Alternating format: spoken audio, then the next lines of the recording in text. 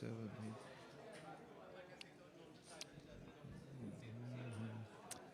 Welcome back, everybody. Here we are in sunny Dubai, but it's not sunny right now because it's 9 o'clock at night, and we're in round 8 of the championship.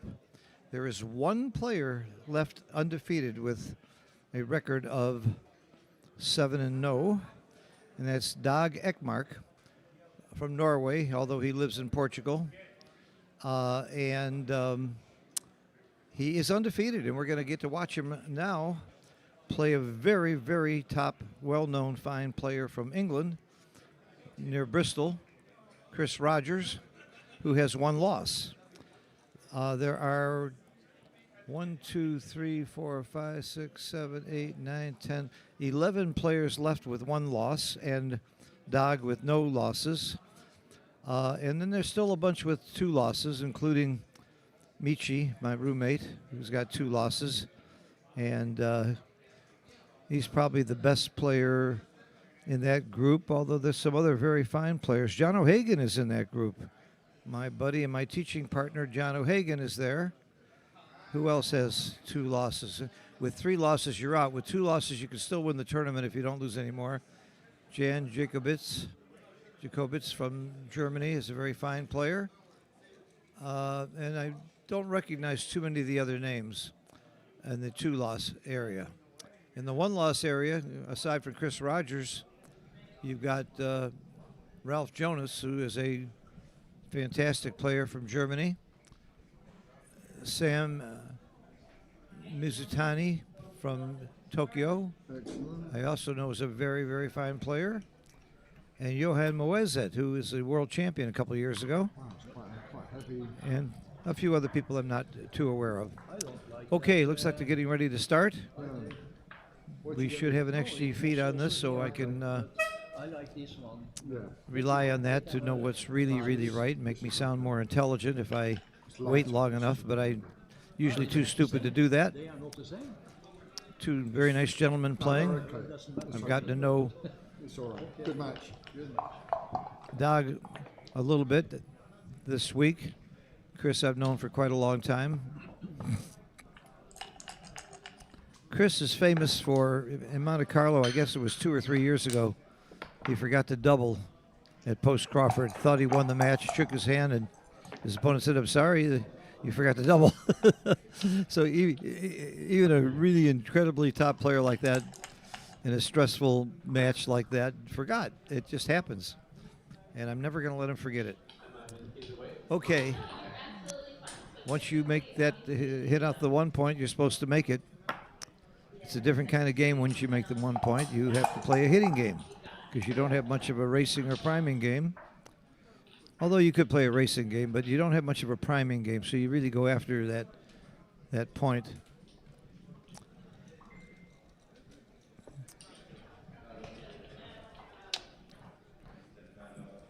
Coming in on the 20 is wrong here. It's giving your opponent too many ways to hit you, and you don't want to be hit because he's got an ace-point game where he wants to hit. So you're supposed to come in low and play it safer, and Dag is being punished for that mistake immediately.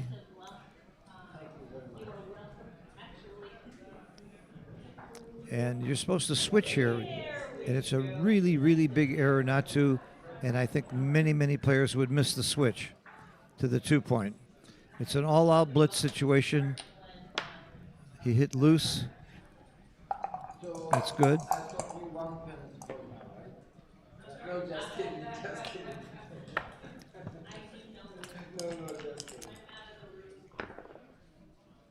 A couple of pretty big checker play errors so far by both players. Don't let those PRs fool you. They're not going to end up at 15 and 8. But those are a couple of really major errors. This is not a double, but only a tiny bit not a double.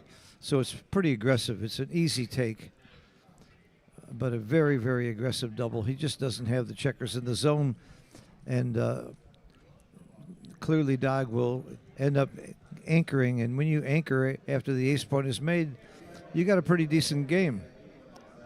So this is an easy take. And he passes. Wow.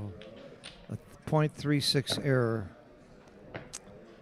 It was even a small error to even give the cube, but that illustrates something that I've taught all of my students. When you're not quite sure, give the cube anyway, because your opponent might make a mistake. And Dog certainly did there. I think we should turn off the PR machine. It's a little embarrassing for these two players right now, and they're both better than this. I don't know Dog's game that well. I know he's been winning this trip, but I don't know his game that well. I certainly know Chris's. Chris is I'm not sure of his rating, but I know he's a very, very top-rated player. He is feared. He's very methodical, very serious, takes the game seriously, and doesn't usually play at 10 PR.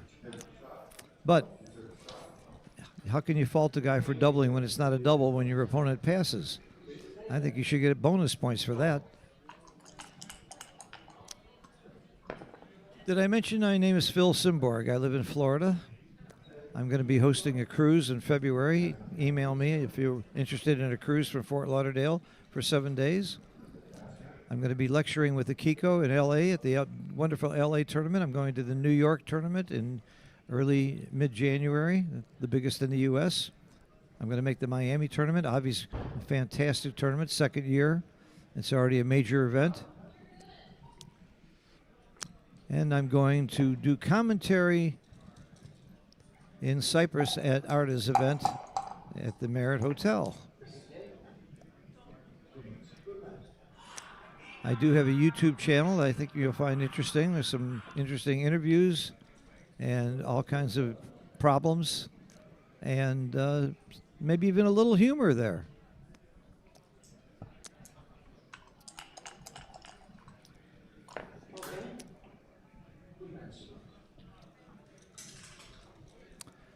Well, they're settling down now to play some real backgammon. That first game was not at all what you would expect. Thank you, Tara. I can see your comments and questions now. If you have any comments or suggestions, I'm all ears, and I'll look at your typed in information.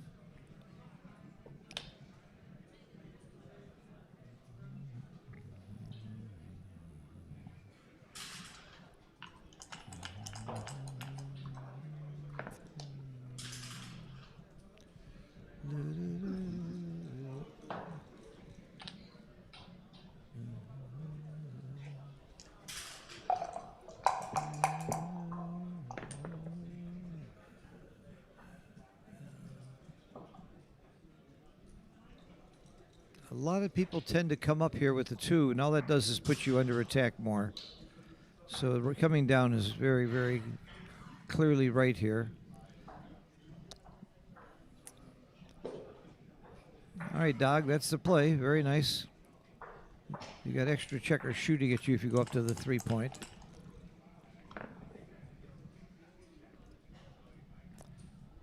(5-2). Hitting is the best idea here. Taking away half of your opponent's roll, attacking. This is not the right idea. That's too passive. Not a very good play.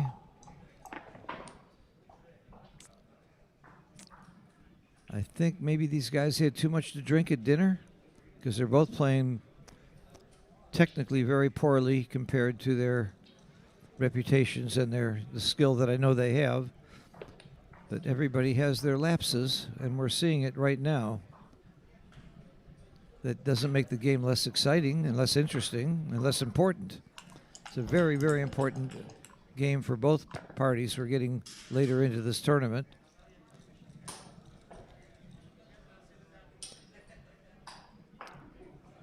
Again, he's supposed to hit, but this time it's smaller. This play was okay.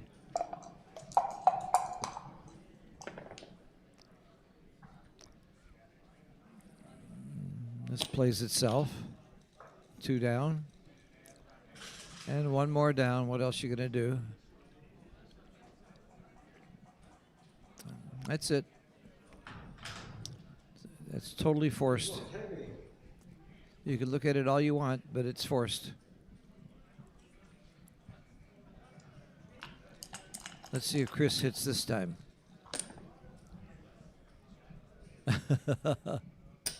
This time it's wrong.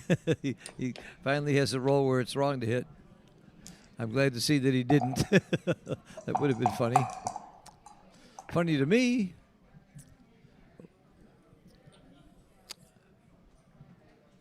You come out to the 18 and take your medicine.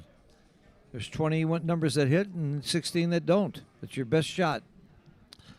Staying there, you're likely to get hit. The other thing is, what else are you going to do with your 4-2? You're going to bury checkers. You're not going to leave it direct on the bar.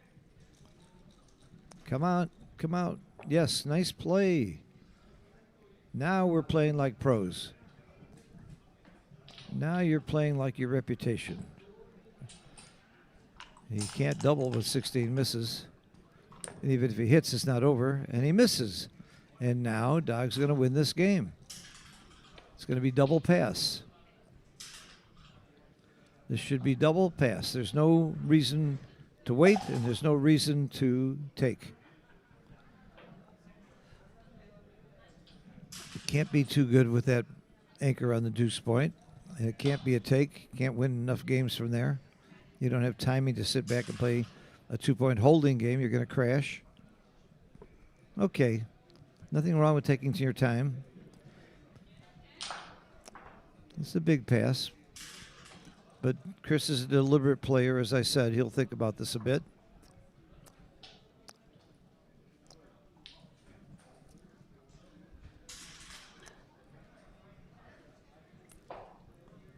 He's trying to figure out if there's a reason to take, and he doesn't. Okay.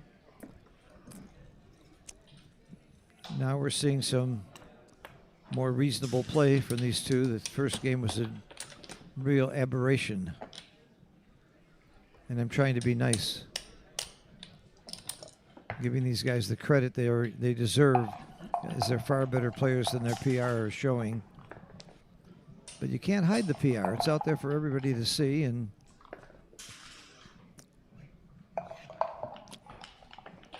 I haven't played that bad myself since yesterday. So who am I to criticize?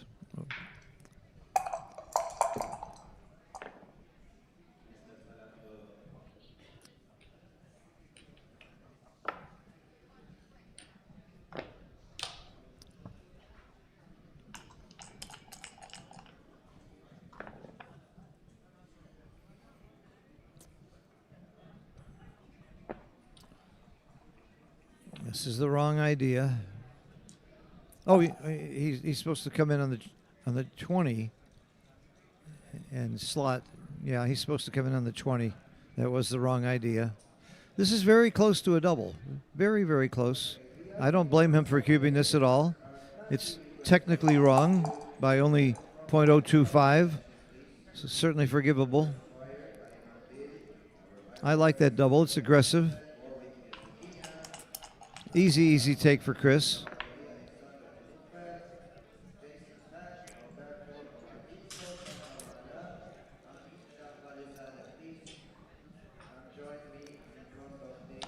Now, splitting is the right idea there to try and get more action and outfield coverage as well.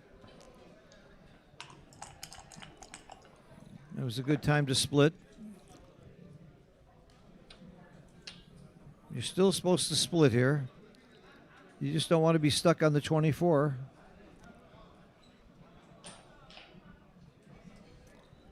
But not splitting is very small in this case. It's actually it's a toss-up whether you split or not. But I suspect since he didn't split last time, he won't split this time. He's going to be consistent in his thinking about the position.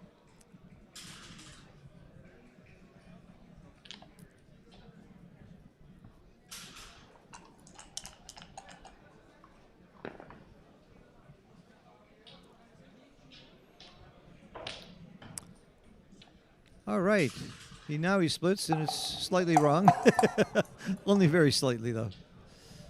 Oh, this is a very, very strong roll for Doug. Very, very strong. Now he's happy he doubled. And it was really close anyway. It wasn't a big error to double. And the game's not over, but I'm talking like it is. Uh-oh. Uh-oh. Blitzaruma. Blitzarama.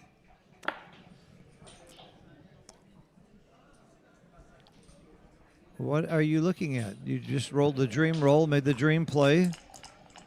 Quit dreaming and hit the button. That was a very, very big sequence. Plays it very big. I like that. Get yourself another builder and get those back checkers moving. A 3. Now this requires a hit. You must hit with a 3 or a 5. And since you didn't roll a 3 or a 5, that's all you can do. This is good. Only a 3-1 hits you, and that's not the end of the world. Okay, the 3 is mandatory. He missed it. Again, he must hit now. 3, 5, 7, or 10. 7 hits. And the reason I say those out loud is so if I roll it, I don't miss it.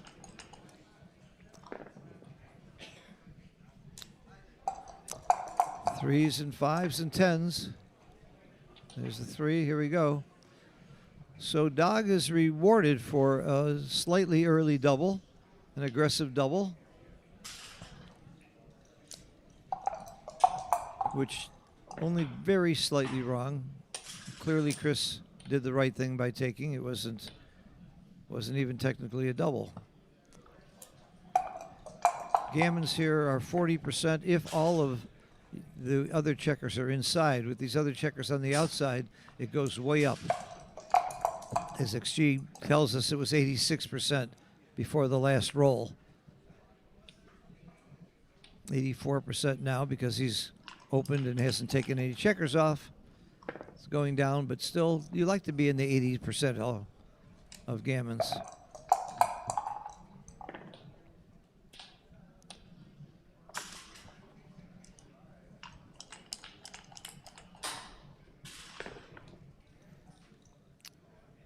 Okay. It's going to take a mighty, mighty effort to get off this gammon.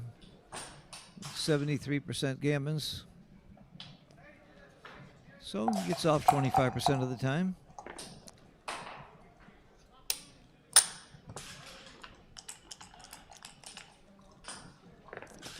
Just needs a set or 2 of doubles. Probably not going to make it without rolling some doubles along the way.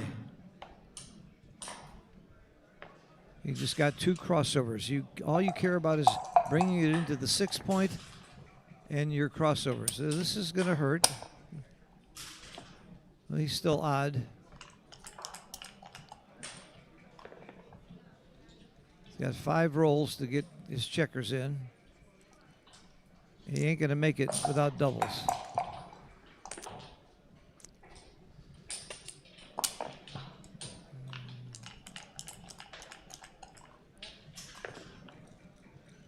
There we go. There we go. There's his opportunity.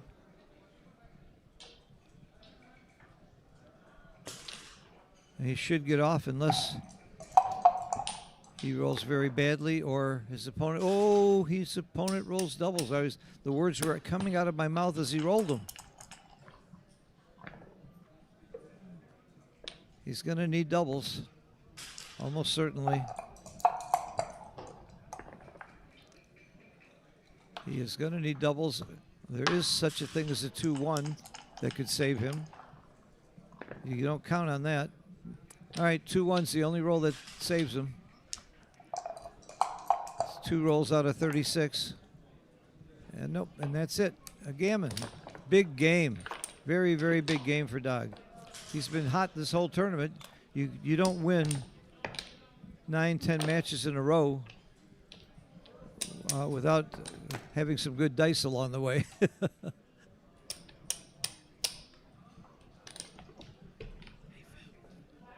Hey, how are you? Good to see you.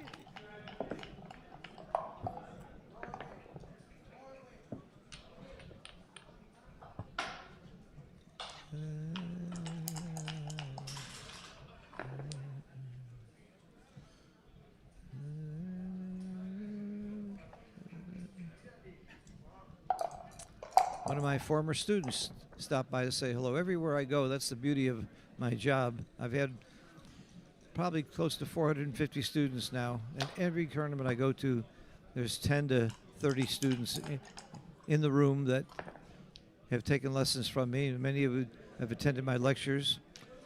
And it just makes me feel good that I've helped some people. Even though it's a silly game like backgammon, it's added quite a bit to their lives as it has to mine. And being a teacher is just such a joy.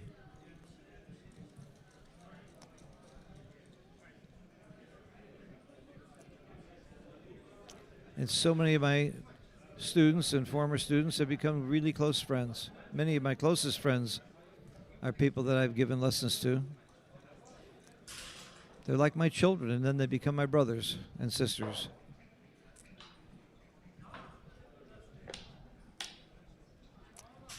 Okay, looks right. You can see those PRs coming way down. As horrible as they were, that's how good they've been playing since.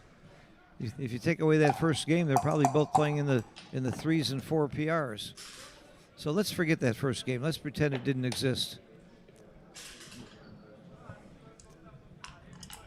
They were just they weren't warmed up yet. And they're proving they're much better than that.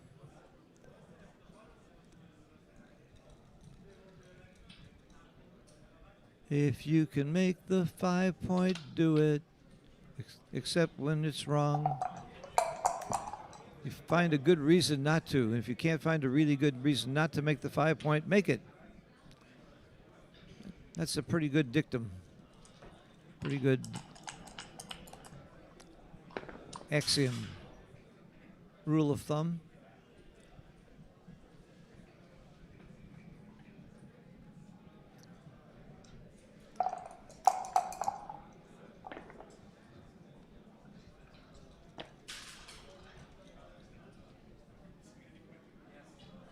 It's right to come out here by a mile.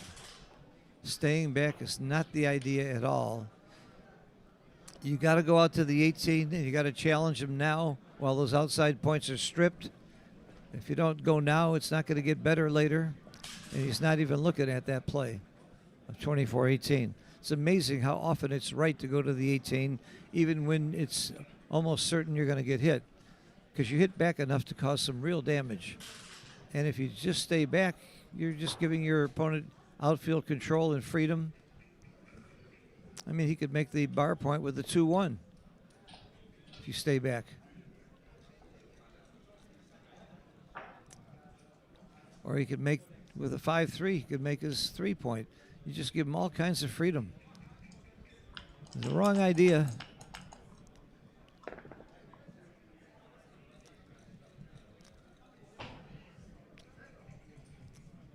Okay, we've seen this tune before. He's supposed to hit off the ace, and in very similar situations earlier, he didn't do it. He's not looking at that right now. So if I were going to give Chris Rogers a lesson, it would be when to hit off the ace point, because he's missed that play several times today already. Probably 4 times that he should have hit off the ace point where he didn't even seem to consider it. He may have considered it in his mind. We can't read his mind. He may have looked at it and rejected it. This is a double. He didn't stop and look at it. Again, especially when you're down in the score, you should be taking more time to think about the cube. I can understand missing cubes when you're ahead, but when you're behind, you shouldn't be missing very many cubes. This was a clear double, and I didn't see much hesitation and thought given into this roll. It is their 9th match. I guess you could say that maybe they're tired, but I'm not one for that excuse. Come all the way around the world to play for very, very large amounts of money. 50,000 money added to this tournament, plus your entry fees, plus all of your expenses. You get some good sleep. You eat well. I'm doing that just for commentary's sake.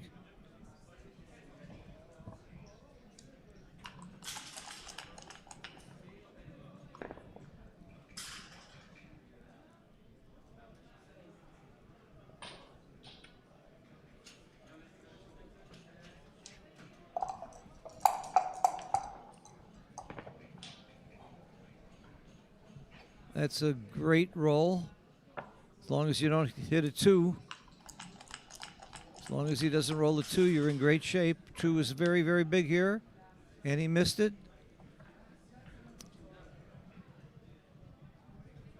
Coming out is right. 6s and 3s hit. 4s, 5s, and 6s cover. You can hit and lift. You have to hit. No, you can't hit and lift. You have to hit, period. There ain't no lift. Again, the 2 is critical, or something with a 5. And now it's double pass. Boom, double pass. Very, very simple.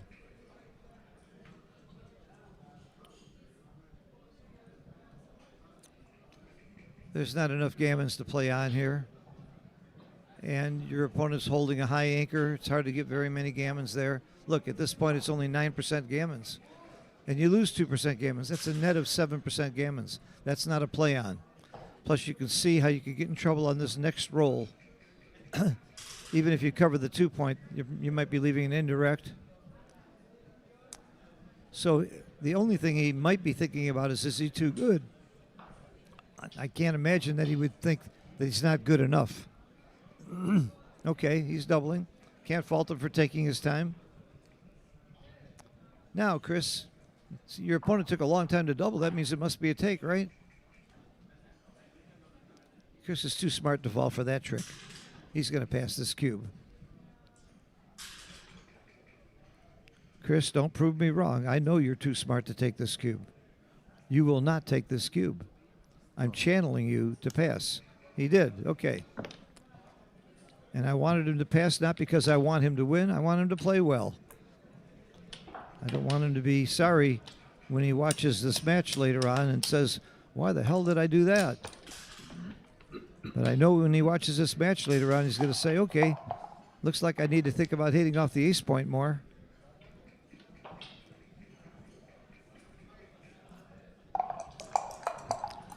If I would recommend one book to Chris, it's by Dirk Schiemann. Hit or Not to Hit. A great, fairly recent book by an incredible player and by one of our Backgammon Learning Center teachers, by the way. Fantastic teacher. He also wrote The Theory of Backgammon, which is clearly and obviously the most comprehensive and detailed book about backgammon since Paul McGrill's first book. Although Walter Trice's Boot Camp is high on my list, but Theory of Backgammon really gets into the underpinning of this game. I highly recommend it if you have trouble getting to sleep at night.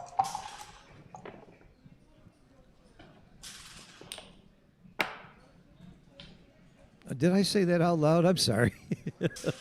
I love Dirk. I didn't mean to knock his book. It was just it's a tough read. It's not for the lighthearted.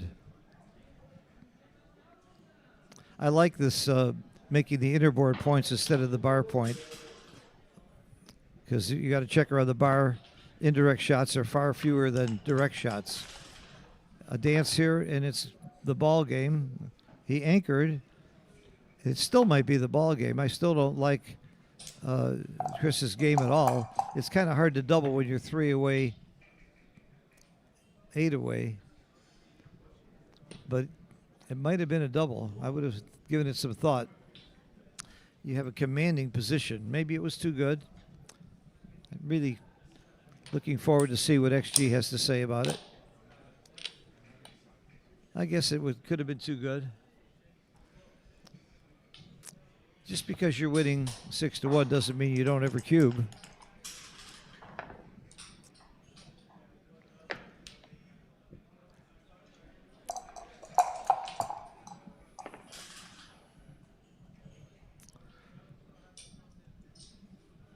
It would be nice to move up and make the higher anchor, but where are the other two? That's it. That's the play. Very nice play.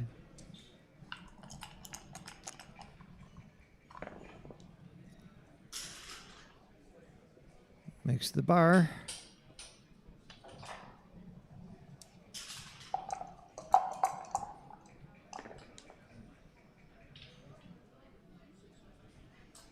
Yump, yump.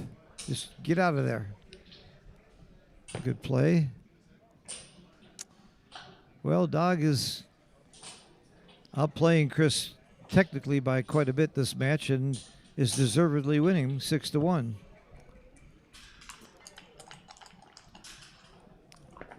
Of course, he does have a +3 luck factor, which is pretty high this soon. That's a very fine roll by Chris.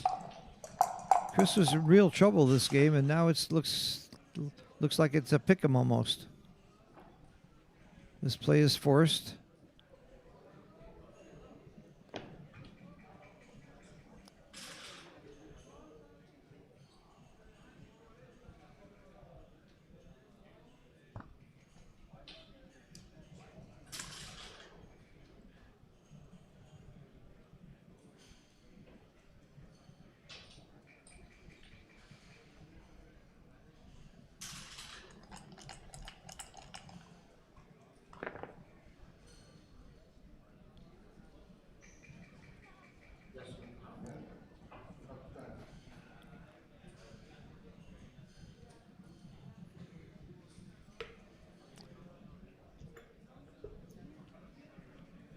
Run, Red, run. Why do you run? Because everything else is worse. That can be said of any play you have in backgammon. The right play is the right play only because it's better than the alternatives. So running isn't real pleasant, but all the alternatives destroy your game. Nice play. Good play, Chris. Not an easy one to find. I can see why a lot of people would have trouble running there.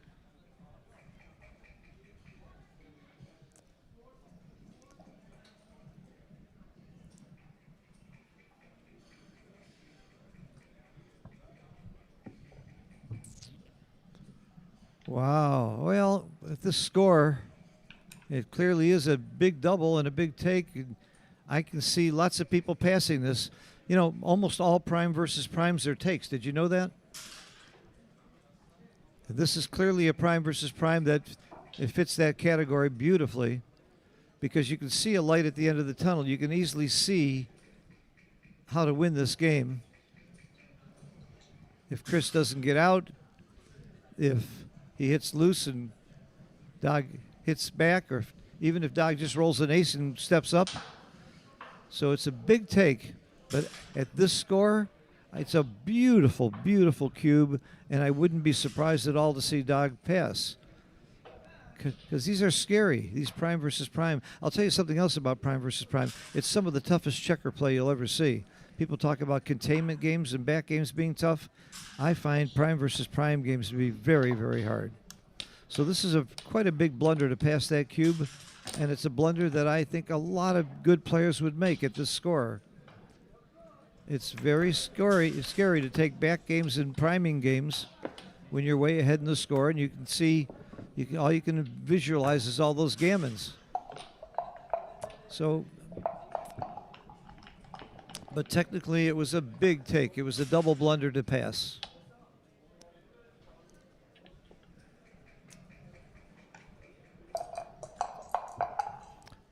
All normal prime versus primes are takes is the way I stated in my lesson on prime versus prime. And we define normal as anything that looks like very similar or a light at the end of the tunnel. What would be abnormal is one guy had a lot more checkers back than the other, which would mean a lot more gammons, or if one's an inside prime and one's an outside prime, the inside prime is almost always much stronger because if it succeeds, you win more gammons. So that was clearly a normal prime versus prime. The score obviously can push you to pass those sometimes, but that wasn't anywhere near a pass. But a great double by Chris, and a proper double by Chris. Give him credit for that.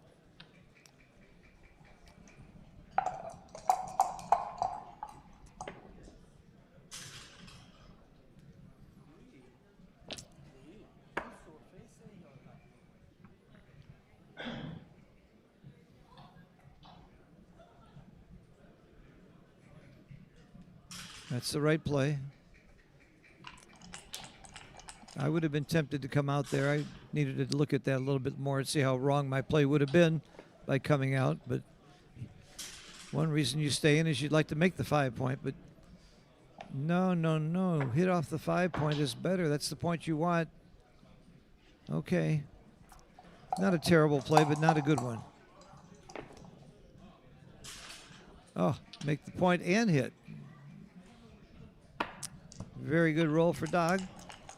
His luck factor remains +2, which is pretty good. 1, 2, 3, and out.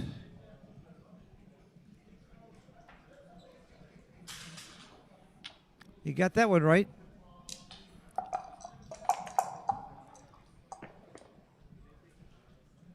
Six, 2. Plays itself.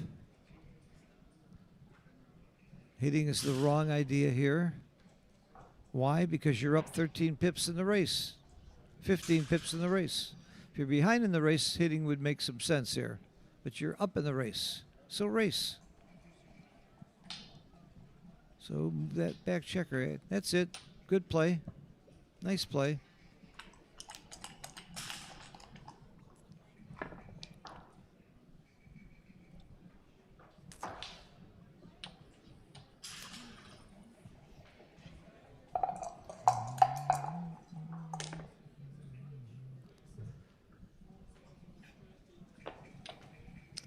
Nice play, clearly right.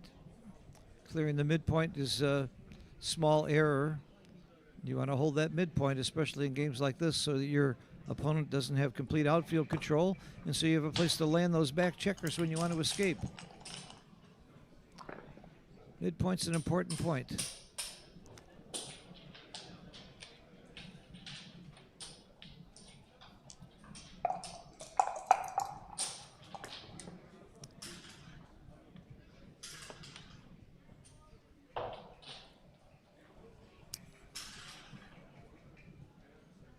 Now you give up the midpoint, but it's not a. It is wrong to do anything but give up the midpoint now, because all the alternatives are really not nice. You don't want to give up your bar point and make the 4, and you don't want to stack the 3 point.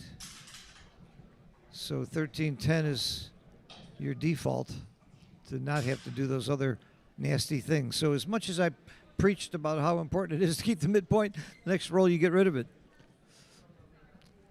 Reminds me of one of my favorite sayings, all generalities are false. This is almost a blunder, but not the right idea.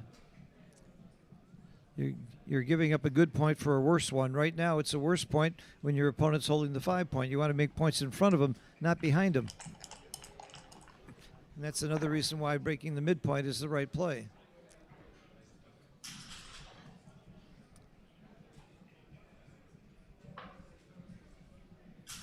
Nine to 4, 13-8. They're close. Doesn't matter.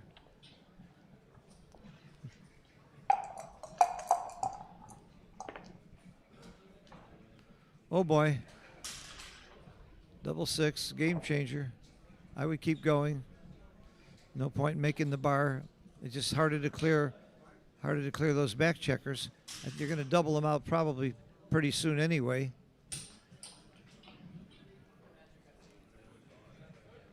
This is the wrong idea. It doesn't hurt to look at it. This is the right idea. It's easier to clear. All you want to do is race. You don't care about blocking. You're not going to leave any shots for a while. And you're up 18 pips, so you're probably going to be able to cube soon, even at this score. Even though you're winning 3 away, 7 away, a simple race, simple holding game like this would be an easy double. Not yet, though. He's not up enough in the race. Oh, he is. I edited it wrong. He's up 35 pips in the race. Why wasn't that a cube, even at the score? I didn't see it, but I have to look. It looked to me like that had to be a cube. 35 pips, 45 pips. It's not showing whether or not it's a double or not, but certainly for money or a normal situation, this is clearly a double. The only thing that's stopping him is the score. This is the rule of 4, developed by Grant Hoffman, another one of our teachers for the Backgammon Learning Center. Grant from New Zealand. If you have 4 or fewer checkers on the midpoint and a landing spot and you're up 15% in the race, it's a double. It's almost always a take because your opponent doesn't get gammon very much, but that's how you know when to double, when your opponent has the 4-point, 5-point, or 7-point holding game. At this score, though, it's not a double. He's right to hold the cube because the recube is too painful at this score. And now it's getting a little brittle with 2 checkers on both of the outside points.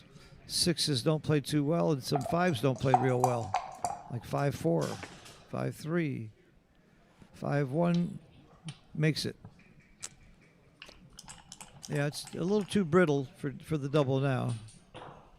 I thought maybe he had a double, though, at one point earlier where he had some flexibility and some time to clear those back checkers. But because of the score, I could be wrong. Probably am wrong. I can live with that. Believe me, I can still sleep at night being wrong once in a while. Once in a while. Told you he had a double.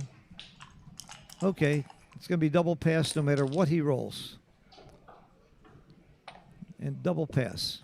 There can't be a take here. And there's not enough gammons with the anchor. And the players recognize that immediately as well. He passed it before the cube hit the table. Change the score to 7-2. Change the score. Don't drive me nuts. Don't make me go in there and slap your hands. Change the score. Okay, Tara, if you're listening, they didn't change the score. He did. Okay, he finally caught it. 7-2. 2 away, 7 away.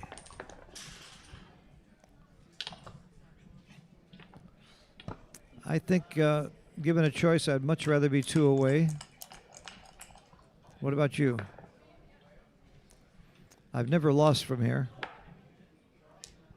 And if you believe that,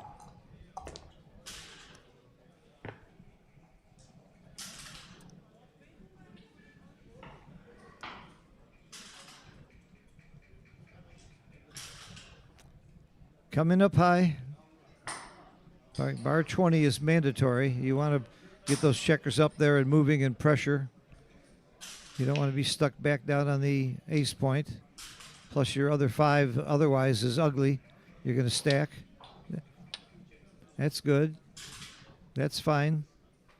You could have moved the back checker as well, either one.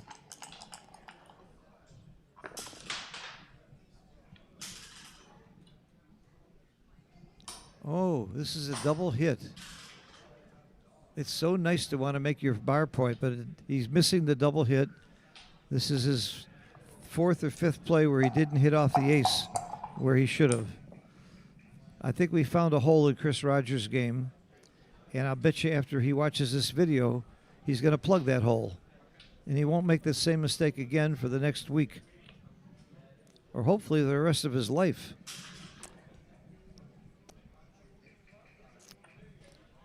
He's missed every play where you hit off the ace point. I don't think he's gotten one of them right. And it shows up in his PR and his score. And I'm being a little hard on Chris, and I apologize for that because I expect so much more of him because I want to give him a compliment. I know he's a great, great player. I know this is not his normal game. I've seen his PRs. I've done commentary on him in Monte Carlo several times, and I know what a great player he is. He's not showing it tonight. So I don't want you to be misled by his PR. He's a really top player. I don't know his BMAB standing, but I'd be shocked if he's not some kind of a master.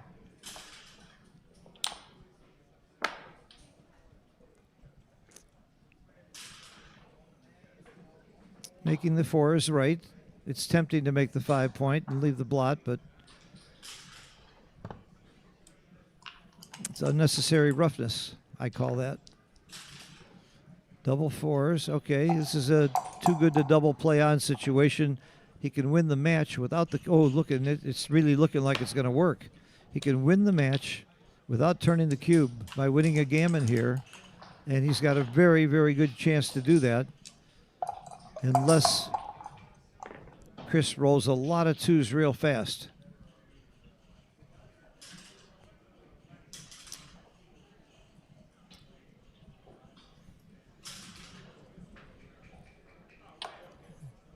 This 2 is fine. Almost any 2 is okay. Moving the back checker would be fine too. Chris needs 2s or this match is over.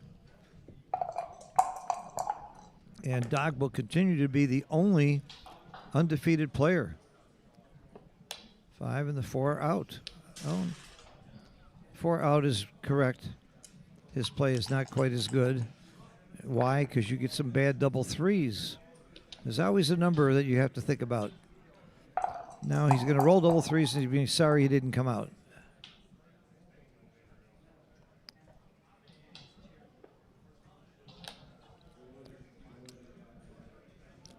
Yeah, he doesn't need to save high numbers to hit the 2 because the high numbers will come out from the 24.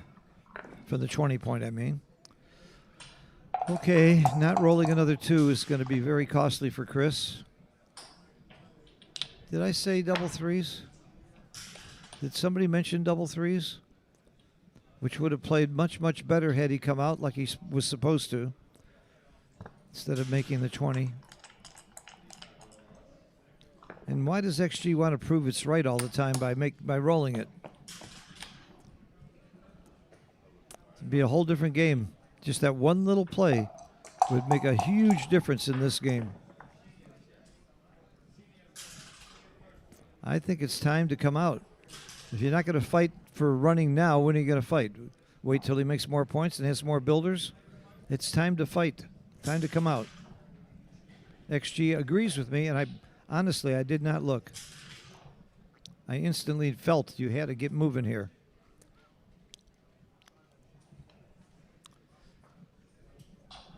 It's only going to get worse if you wait, and if you start dumping checkers, you're going to have more bad rolls. How's your next double 3 going to play, and your double 2s, and your 3 2s? Oh no. That 2 to 1's okay as long as you can still come out from the 20. Get out of there. Oh, I want to see you make the right play. Why? Because I want to see people play well, especially at this level. There you go. Yes. Yes. Great play. That's it. This is not easy to do, but you've got to take your medicine now. If you get hit, you might hit back. If you don't get hit, you're in love. You're excited. You're having a ball.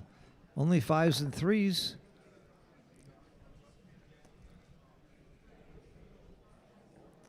This isn't that pretty.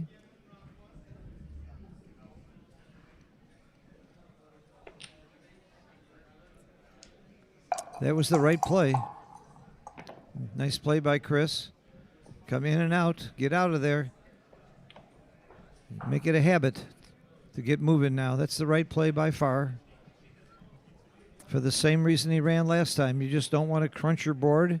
You don't want to stay back and let your opponent build up his strength by making more interboard points, by bringing more checkers around.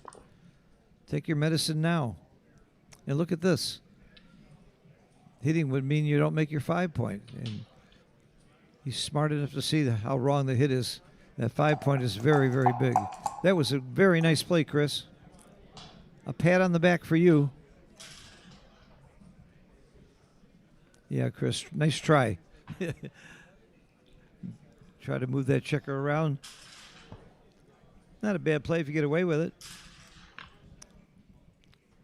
And we're not playing legal moves. He could make that move, but he's too honorable a person to do that. Chris is a very good sport and a good guy. I don't know anybody that doesn't like him.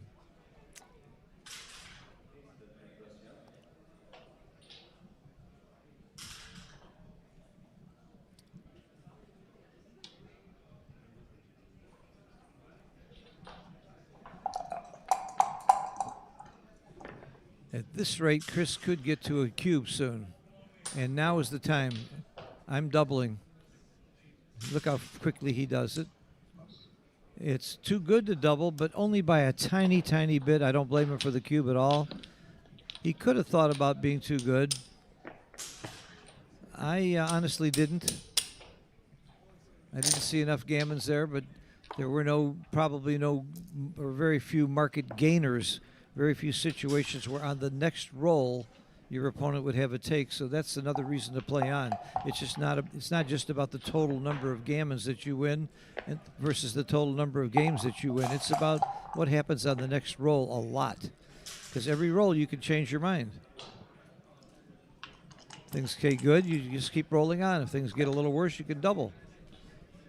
And then once in a while you do get turned around, but that's part of the game.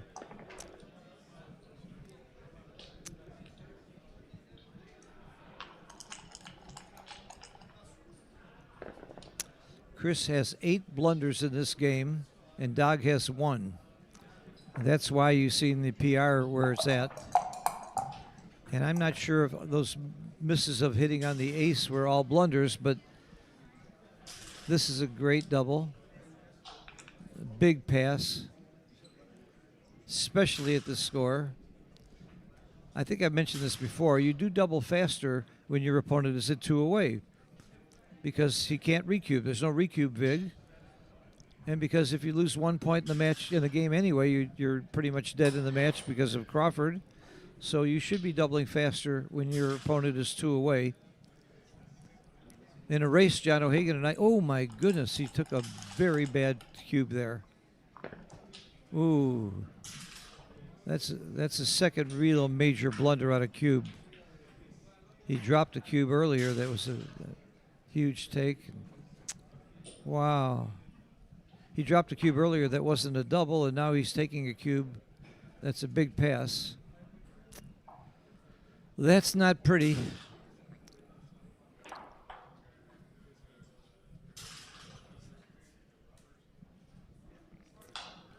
You're blitzing. He's on the bar. You really need a gammon here. Gammon would be big at this score. You make the 2 point. When you're blitzing, blitz. Stay with your game plan. He thinks he has a priming game. A priming game is not a bad game, but it doesn't get as many gammons as a blitz. So he should have made the 2 point there.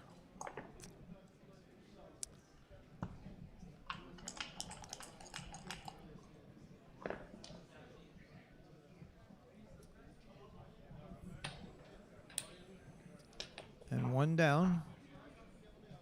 There you go. Good play.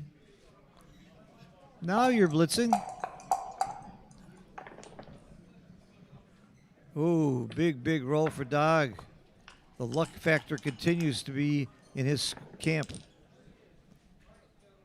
And a dance. Dog could get rewarded for a bad take here. Around the corner. There's no other logical play than going around the corner here, getting rid of that blot. That's it. That's it. Hit the clock. Let's go. He heard me. He listened to me. Wow. I had no idea I had that kind of power.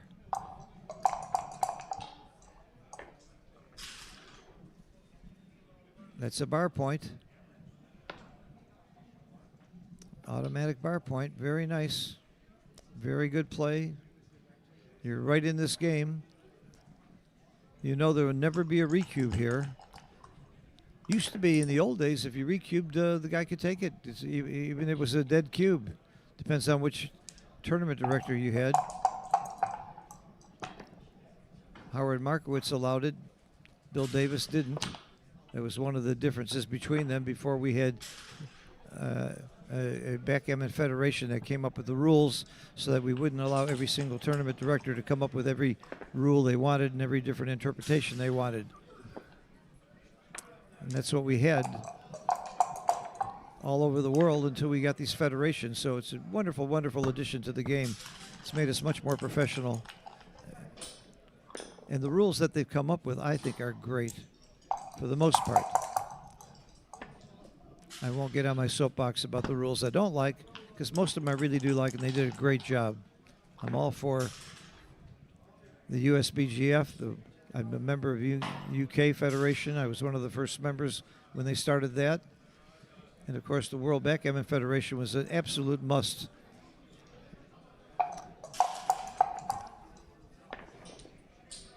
There's been some controversy lately over some of the decisions of the federations, and controversy is good.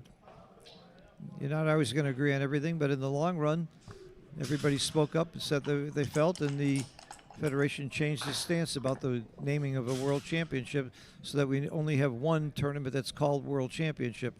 I'm very happy that they did that. And we still have a very important big tournament that's the individual championship of the WGBF.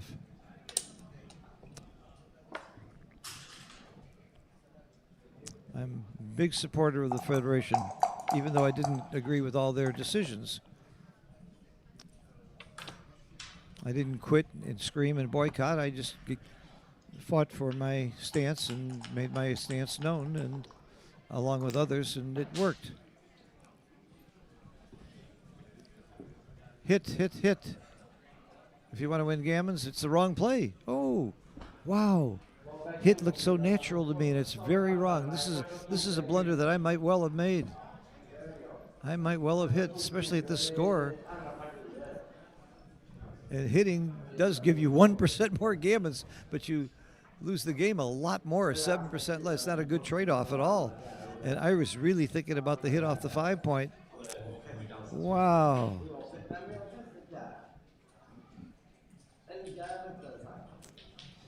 Shows you what I know. I'm sitting here criticizing their play because they're not playing so well. And here I would have made a really bad play.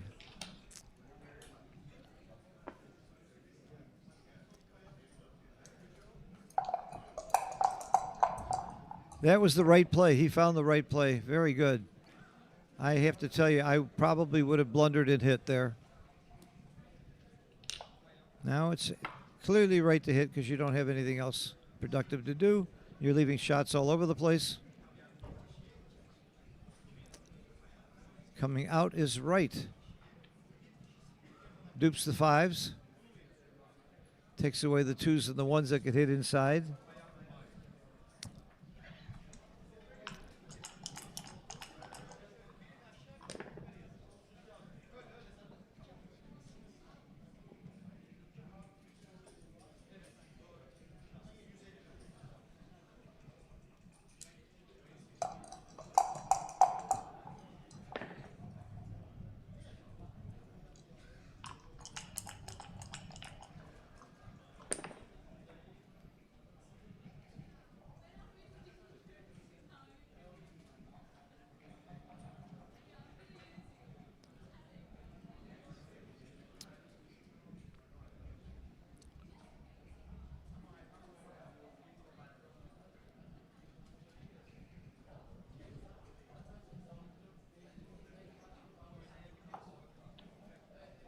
Making the 11-point is the better play, but this was not terrible. It's not right, but it was the better play.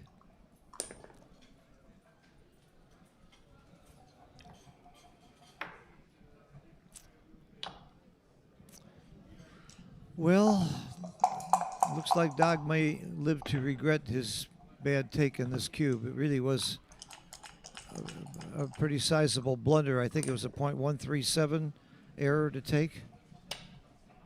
And most people, when they're winning by this much, get a little bit more, get too conservative. He went too much the other way. And it's going to bite him. It's going to bite him. He's on the road to losing 4 points here with 63% gammons. Wow, he can still win the game almost 20% of the time. Can you believe that? I'm always amazed when I look at the numbers in positions like this that look to me like they're almost hopeless, and they got 20%. You just, so often you leave a shot, get hit, and lose. Is this taking double six too far?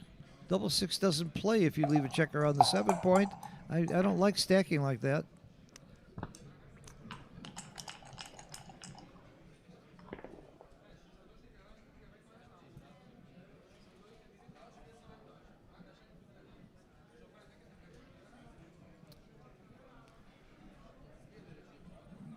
You're overthinking this, Chris.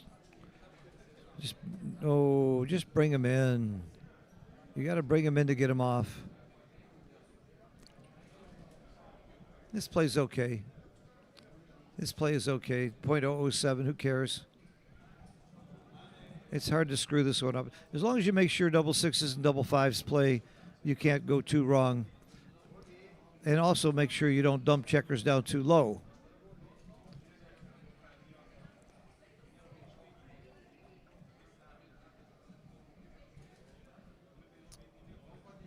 This shouldn't be that hard to play.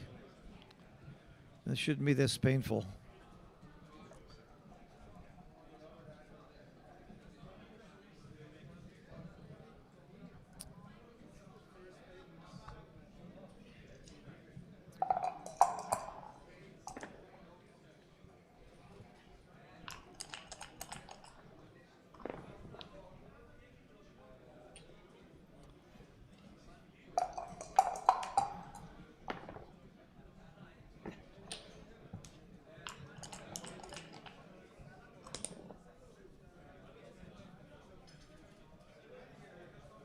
Four in, two off.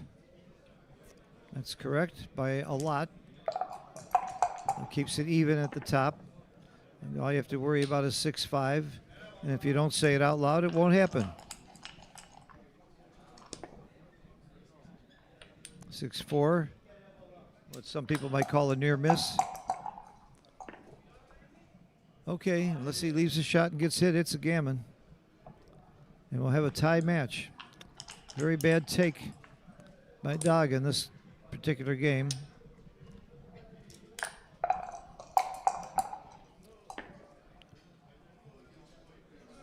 No, get the 5 out. You're not worried about backgammons? Oh, you're really supposed to come out there. You know, backgammon is the match. Whoa. Double shot. He missed it. Well, maybe the luck factor swung a little bit this roll. He may be sorry he didn't come out with that 5. If Chris rolls a couple of doubles here, he could backgammon it for the match. 2-1, double 1, double 2.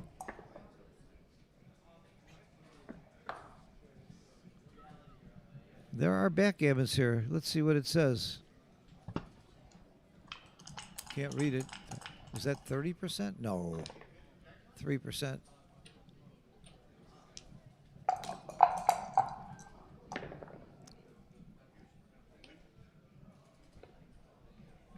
You can see how backgammons can happen now. Just picture if he had one less checker in his inner board than he has now. Be a big, big difference. Backgammons are 24%. 24% of the time he's going to lose this match. And it's mainly because he moved that 5 too quickly to cover his 5 point instead of coming out. One double by Chris and the match is over.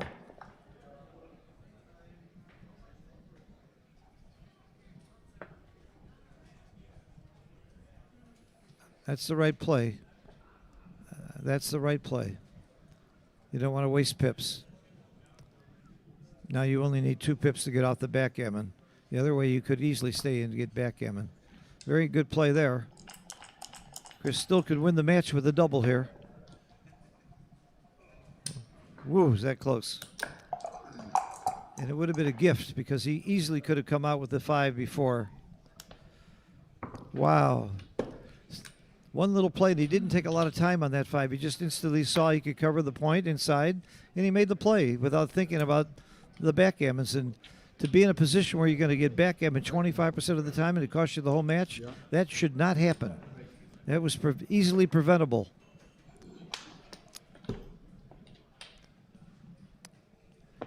And I'm not harping on these things to belittle the players. I'm harping on them because it's a lesson. It's something we all need to learn and remember, because we're all going to be in those positions from time to time, and it's important to think about it. Maybe watching Chris Rogers or Dog make a mistake will help us not make the same mistake ourselves. Say, I don't want to be like Chris. I don't want to be afraid to hit off the ace point. And I don't want to get backgammon. Okay, good time for a break. If I were Dog after that game, I would take a break too. He took a bad cube and made a dangerous play towards the end. Okay. The PRs have come down quite a bit from the first game when they were in the 15s and double digits. But I promise you that neither player is thrilled with how he's playing right now. If we didn't have an XG feed, I promise you I wouldn't be so sure about some of those mistakes. It makes me sound a little bit more intelligent because I have XG to back me up, and I apologize for that. I don't mean to be too hard on the players, because over the board, without the XG feed, I might not have gotten some of those right myself. And I'm not trying to compare myself to these players. I think they're both better than me and openly admit it. My point here is to try and educate a little bit and talk about what should be happening and how you should play. If you're a top open player, you can turn off the sound. You don't need to listen to me. You can figure these things out for yourself. But many of the people who watch our streams are beginners and intermediates and even low open players that can maybe get some benefit. Even if they know these things, getting a reminder, seeing the actual situation where the mistake happens really helps. There's a saying that I've always believed in: you don't learn from experience, you learn from your mistakes. Well, you do learn from both. It's not entirely true, but when you make a mistake and you make a blunder and you look at it, it hits you. It hits you much harder, and you're much more likely to remember it and not make that mistake again. Okay, I want to remind you tomorrow streaming is at 1, 3, 5:30, and 9. We're going to continue. Our finals are going to be on Saturday. It's going to be a single match, regardless of the whoever's left standing. If one player has no losses and another one has 2, it's still going to be a single match. But if the player with the 2 losses wins, he doesn't win as much money as the other player. So there is financial compensation to compensate, and I love the fact that it's a single match. I didn't even like when Monte Carlo had the fighter have to come back and win twice. I didn't like that. It wasn't fun because you're watching a match that may or may not be the final match. I want to know I'm watching the final match. It's much more exciting. And Monte Carlo has changed that format. And many tournaments that have this Swiss format where you can come back after losing has the same concept of compensating the player who won more matches or who lost fewer matches. I really like it. Love what we're doing with the rules.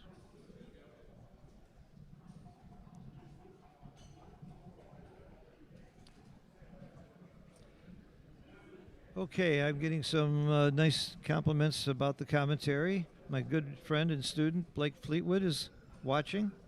Complimented my teaching. He and I have worked together for a long time. I'm very proud of Blake. He's one of my many students that plays as well or better than I do. And I have many that are clearly much better than me. They're just smarter, sharper people. Take my knowledge and run with it much better than I can do it. And if you want to know why, if you know why, tell me, because I don't know why. I think I'm just not that smart. The skills that it takes to be a great teacher is not necessarily the same skill it takes to be a great player. Okay, a two-way. He did the right thing. You're supposed to cube right away. Even if you have a tiny, tiny edge, and he did. He has 55% average edge after this roll. You're supposed to split. Splitting, when you have two checkers on the 8-point, it's a split is mandatory. Now what happens if Dog rolls a 3-1, 4-2, or 6-1, and you're not split? He can make those plays with impunity. So you're supposed to freeze those checkers on the 8-point. This is a very, very basic play in the early game that I've memorized and I've taught all my students to just automatically do when you see two checkers on the 8-point. So that's not a huge error, but I think it's huge because it comes up all the time. So you're going to make that error over and over and over again. When your opponent makes a point on the opening roll and you have a split on the second roll, you always split. Unless it's the 2-point that he makes, then you don't split.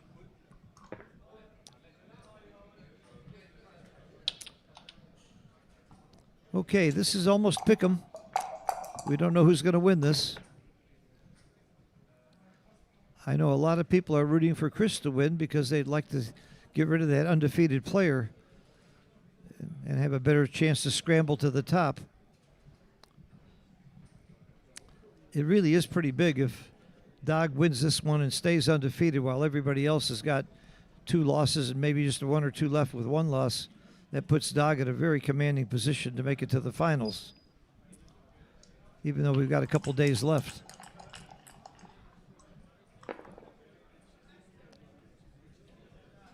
You know, he could win this game and then lose the next 3 matches in a row and be out. I've seen it happen. I think I did it once. I did something very similar where I was killing it in a Swiss format, way ahead of everybody, and then next thing I knew I was out of the tournament. I didn't know what hit me. It wasn't the good dice that hit me. Very, very strong position for Prime here, but 5-3 doesn't do anything. You are supposed to run. The second best place to hit off the ace. I wonder if Chris will do it now. This is really funny if he hits off the ace now when it's slightly wrong, because he missed it every time it was right. I may be exaggerating. I said every time. I'm not exaggerating. He missed every hit off the ace, including a double hit. Now he's looking at it. Okay, this is double match point. That means that gammons don't matter. You just play what is the play that's going to win me the game the most. And believe it or not, running is that play. It's scary to run off the anchor when you got 1, 2, 3, 4 points shooting at you. That's 16 pointing numbers plus some combination numbers that point, like double 3. That's 17 pointing numbers. Double 1, 18. So if you run off, you got 18, half the deck points on you, and most of the deck will either hit you loose. So I understand why I wouldn't run here. I think I can see being afraid to run here. But it's right, and I must tell you, I would have missed this play. I would not have gotten the right play here.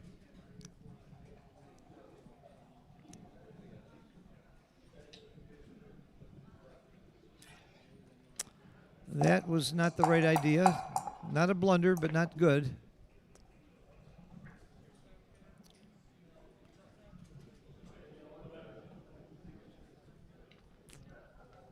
See, had he run, this roll would have not been too good. But that's hindsight.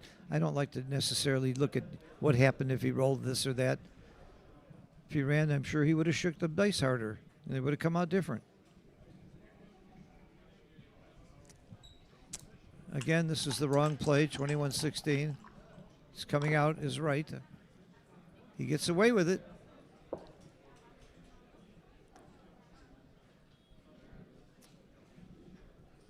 Three to 2 is the best one. Huh. I would have been tempted to play 13-12.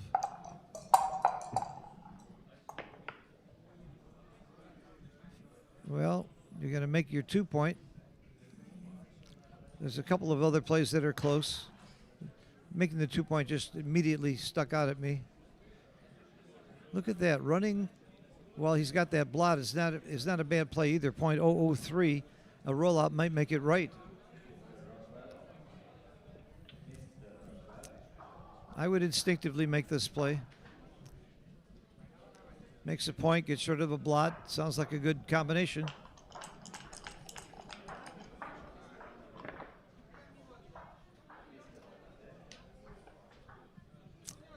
This play is pretty obvious. Dog needs a big number. Whoa, that's pretty big. Out with both. That was my first gut reaction before I saw XG. Out with both. You don't want to be hit inside. You want to be hit outside if you're going to get hit. 16 numbers don't hit you.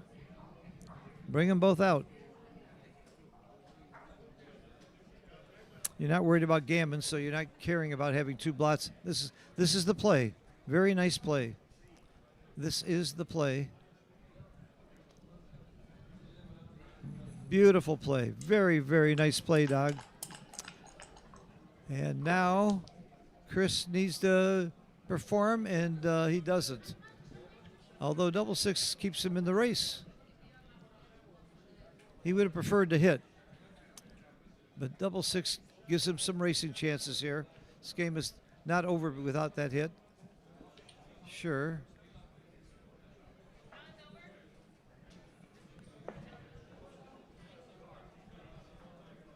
He is supposed to come in with the 11 and not try and stay back there and get the shot. But it's only a .017 not to do that, so this is fine. There's nothing wrong with this play. .017. Not even sure with a rollout it could turn out to be right, because he's got to clean up both numbers now, which he does. He cleaned them up pretty good. All right. He left a 3-6. Woo, 3-5. Isn't it funny how the dice do that so often? They get very, very close to scaring the hell out of you.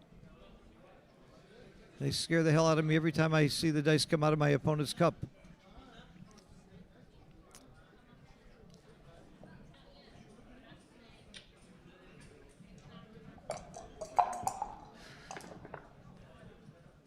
All right, Dog's in really strong shape now. He's a pretty big favorite to win this match. About a 70-30 favorite to win the game and the match.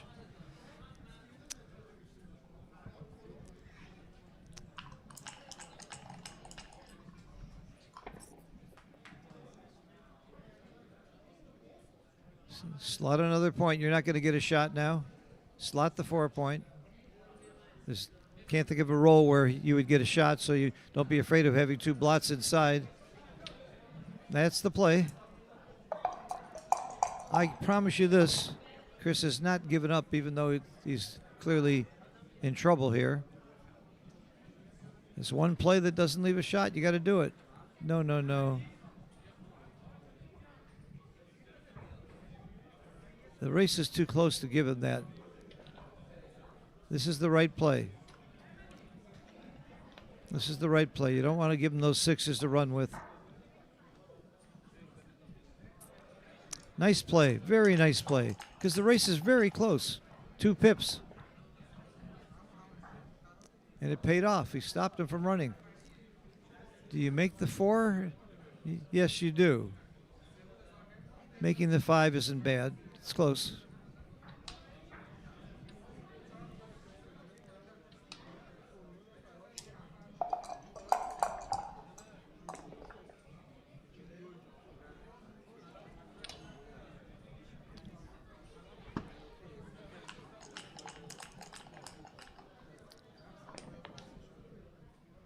He has got to run. The rules say if you can make the move, you have to.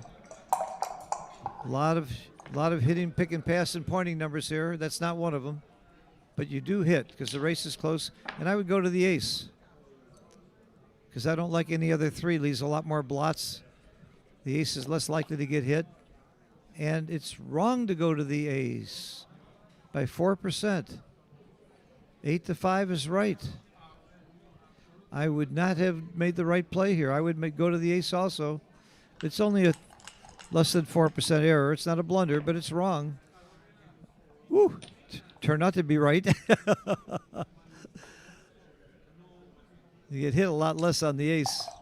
Not a lot less, but less. But again, that's not the point you want to make. Ooh, great roll. Hit and cover. That is a monster roll for the match. That will be the roll of the match right there. It ain't over, though. Chris, don't you know when to give up? You still got 20%. You got a lot of pick and passes here and some pointing numbers. Oh, my God. What a perfect, perfect roll that was. The last two rolls had to just shoot Dog's luck factor way up. Bring them both in. Oh, 97% now for Dog to remain undefeated. That's quite a feat in this tournament, and he's played some very fine players along the way, including Chris Rogers, who is no pushover. An exciting match. We saw some blunders by both players that you would not have expected at this level of play, but that's good news for the rest of us, isn't it? Not only can we get lucky, but once in a while our opponents might not, even though they're giants and great players, they don't always play perfectly.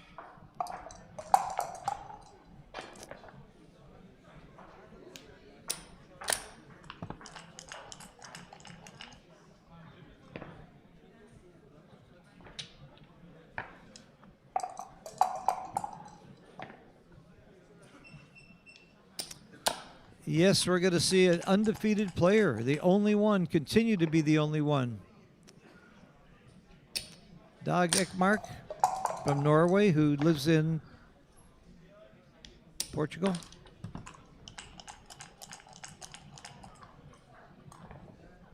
And a nice guy. I had some pleasure talking with him a little bit about his previous matches.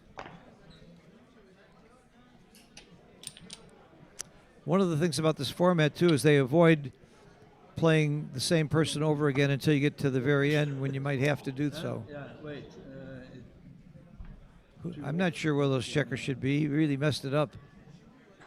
They may have to do a rewind on this. Well, we've got the XG feed guy right there from Russia. He can tell us exactly where the checkers were and back it up. There's a little bit of a messy play there by Dag. And it's important. This game is not over. A couple of high doubles, and Chris could be in this game. Okay. Well, 96%. Yeah, it's pretty much over. Pretty much over. It's over, baby. Not when you start rolling 2 1s.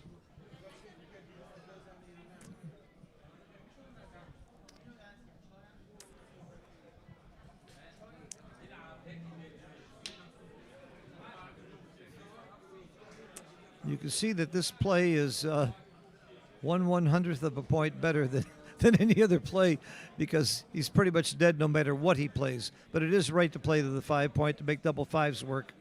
Double sixes already work. You can't make double fours work. So make the double fives. You're going to have to roll high doubles to win anyway, so play for your best high doubles. The odds are very, very low here anyway because he needs 2 of them, but that's the principle that might have mattered more in a different kind of, if you had a closer game.